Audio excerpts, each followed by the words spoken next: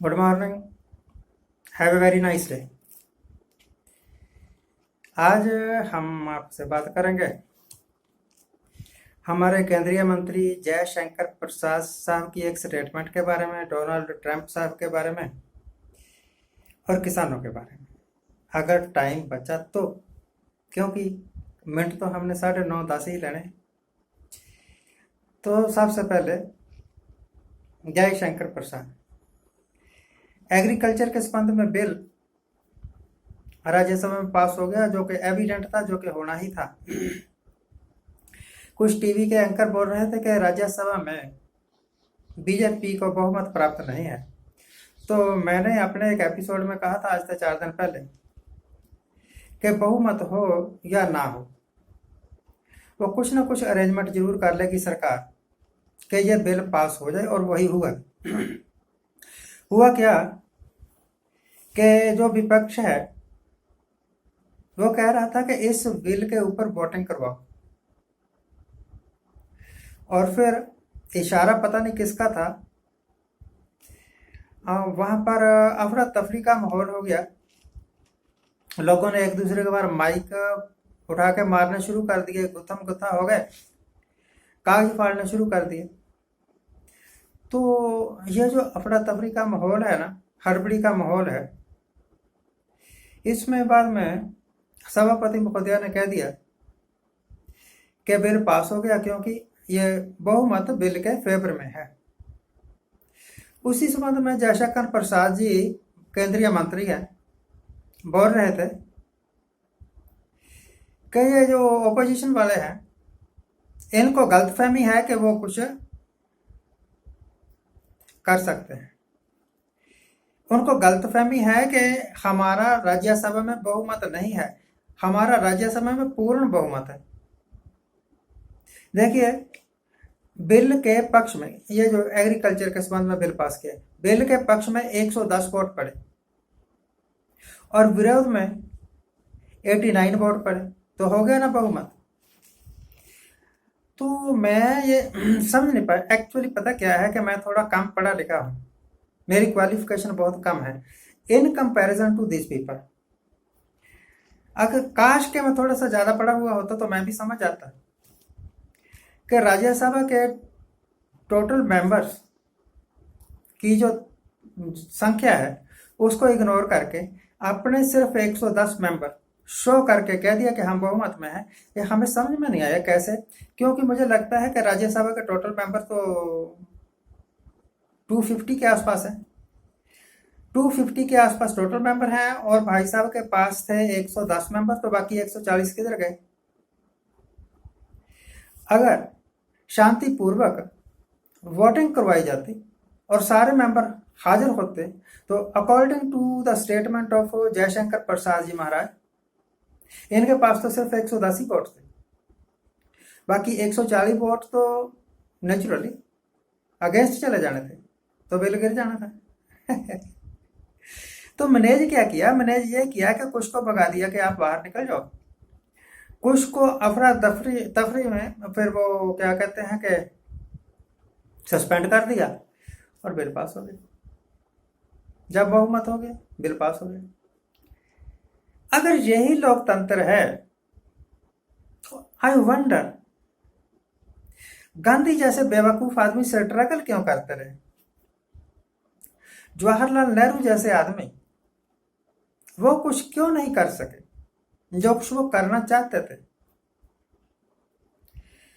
मतलब आज से पहले जितने भी प्राइम मिनिस्टर्स थे, आज से पहले जितने भी सरकारें थी, वो विरोधियों का इतना सम्मान क्यों करते रहे? और कई बिल सरकारें पास नहीं करवा सकती थी, क्योंकि वो विरोधियों का पूरा मौका देती थी कि अपनी बात रखिए। यहां तो कोई मौका ही नहीं देता अपनी बात रखने का। फिर भी हम कहते हैं कि लोकतंत्र है। धन्य है आपका लोकतंत्र, धन्य है आपका लोकतंत्र, और आप तो महान है। खैर, आपकी तो क्या बात है। डोनाल्ड ट्रंप साहब फ्रीलैंड में, अमेरिका में फ्रीलैंड में एक जगह है, एक स्टेट है, वहां पर वो भाषण दे रहे थे। कह रहे थे, अब मैं हिंदी में ही बताता हूँ आपको, कि कह रहे थे कि मेरा नाम नॉमिनेट कर दिया गया है क्या क्या नोबेल प्राइज के वास्ते, नोबेल पीस प्राइज के वास्ते। ये मेरी अचीवमेंट्स दिखाता है। जब मैं देखता हूँ अपने से पहले ओबामा के बारे में, तो ओबामा ने ये कहा था कि मैंने क्या किया है कि मुझे नोबेल प्राइज मिले, आई हैव डन नथिंग। तो सचमुच ही ओबामा साहब ने अपने टेन्योर में कुछ नहीं किया था। इन कंपैरिजन टू दैट मैंने बहुत कुछ किया है और मेरा नाम नॉमिनेट कर दिया गया है नोबेल पीस प्राइज के बारे में के वास्ते। This is my achievement. Maharaj, किया तो मोदी सरकार ने भी कुछ नहीं था, परंतु उन्होंने समहाउ और द अदर इलेक्शन जीत लिया। फुलवामा कह के सर्जिकल स्ट्राइक वगैरह कह के उससे हजारों गुना ज्यादा नुकसान अब चाइना हमारा कर चुका है। अब ना तो सरकार कोई एक्शन ले रही है और ना ही सर्जिकल स्ट्राइक कर रही है, उससे हजारों गुना ज्यादा नुकसान हो गया। 38,000 स्क्वायर किलोमीटर रकबा ही हड़प गया।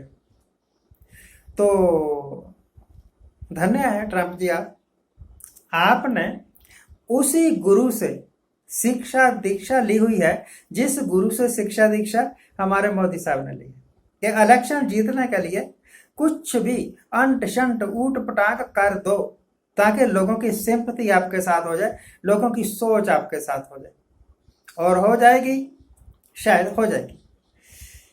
पर मुझे लगता है कि अमेरिका के लोग उतने बेवकूफ नहीं हैं जितने हिंदुस्तान के लोग हैं। तो शायद आप रह भी जाएं डोनाल्ड ट्रंप। यहां पर who knows how much money has been given for this nomination behind the curtain। पर्दे के पीछे कितना पैसा दिया गया होगा कि भाई मेरा नाम जो है ना नॉमिनेट कर दो। नोबेल प्राइज के लिए किसी का नाम नॉमिनेट हो जाना यह कोई बहुत बड़ी अचीवमेंट नहीं है, इससे कोई नोबेल प्राइज मिल नहीं जाता। और जब नोबेल प्राइज मिल गया था ना हमारे ओबामा साहब को, उसके बाद नोबेल प्राइज कमेटी के जो सेक्रेटरी साहब थे उन्होंने कहा कि this was our mistake, Nobel prize जो हमने इनको दिया है ना ओबामा साहब को, वो हमारी गलती। अगर भैया गलती हो ही गई है तो ओबामा साहब से अपना पीस प्राइज वापस ले लो, ये दूसरी बात थी। अब तीसरी बात किसानों की। किसान बहुत जबरदस्त विरोध कर रहे हैं, कर्नाटक की तरफ भी हो रहा है, हरियाणा में भी, पंजाब में भी, राजस्थान में भी।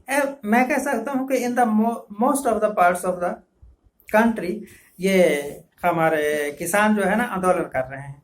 उनको समझ में आ रहा है कि सरकार ने इस बार उनके छाती में छुरी मारी है, छाती में। जोक्स भी किसान सोचते हैं वो ये है कि ये जो बिल है वो किसान विरोधी है, इससे किसान को कोई लाभ नहीं होगा। अगर कोई लाभ होगा तो वो या तो ब्लैक मार्केटर्स को होगा। अब उनको ब्लैक मार्केटर कहा नहीं जा सकता क्योंकि सरकार ने कह दिया है कि भैया अगर कोई सेठ, अगर कोई कंपनी ग्रेन खरीद के स्टोर करती है बाद में बेचने के लिए तो वो कर सकती है, उनके ऊपर कोई एक्शन नहीं होगा। वो जितना मर्जी चाहे मार्केट से ग्रेन खरीद के अपने पास स्टोर कर सकते हैं। तो आपने खुली छूट ही दे दी, खुली छूट ही दे दी। तो राज तो अब बड़े बड़े सेठों का होगा, बड़ी बड़ी कंपनियों का होगा, मल्टी मिलियनर कंपनी। और किसान बेचारा जो एक ट्रैक्टर खरीदने के वास्ते भी कर्जा लेता है बैंक से, उसकी औकात ही क्या है इन सेठों के आगे। तो ये तो आज के मैगजीन के 3 पॉइंट्स जो मैंने आपके सामने एलेबोरेट किए। सोचा करिए कि क्या जोक्स में बोलता हूं वह हकीकत है। अगर हकीकत है तो उसके साथ आपका क्या संबंध है? ये जो ट्रंप की बात मैंने की है उसका संबंध भी आपके साथ है समहाउ। सोचेंगे तो निकल आएगा कुछ ना कुछ। आज के लिए इतना ही। आज जिनका जन्मदिन है उनको हैप्पी बर्थडे, आज जिनकी मैरिज एनिवर्सरी है उनको बहुत बहुत शुभकामनाएं। सदा सुखी रहिए। आनंद प्रसन्न रहिए। दोस्तों, आप अपने बारे में तो सोचते ही हैं, अपने मुल्क के बारे में भी सोचा करिए, अपने अड़ोसी पड़ोसियों, अपने समाज के बारे में भी सोचा करिए। अगर समाज है, अगर देश है, तभी आप हैं। देश पहले है, आप बाद। Thank you very much.